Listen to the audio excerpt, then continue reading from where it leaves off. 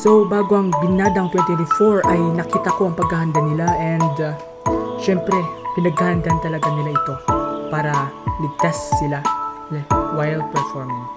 Number 1 talaga sa pinaghanda nila ay yung platform kasi kita naman natin is medyo luma na rin ito.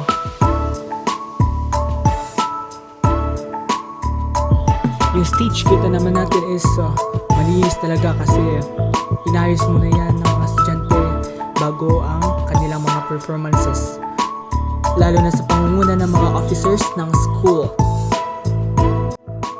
Isang kayamanan na hindi kayang ibigin ng pera.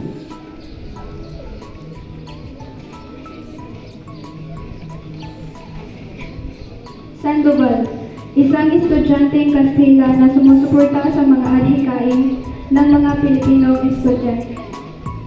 Ang mga grade 10 naman ay naghanda talaga sa mga platforms kasi mahirap na baka matumba sila, mas lalo yung mga babae dahil naka-heels ang mga ito. When it comes to arms naman is talagang pinaghanda nila yung mga wrist nila, mga grade 11 na yan. Kaya handang-handa sila, mas lalo yung mga grade 11, 10. Mas lalo ang subject nila kay Ma'am Nakihit ay NDRRM. So, kailangan palagi ang mga grade 11 STEM sa kanilang warm-up.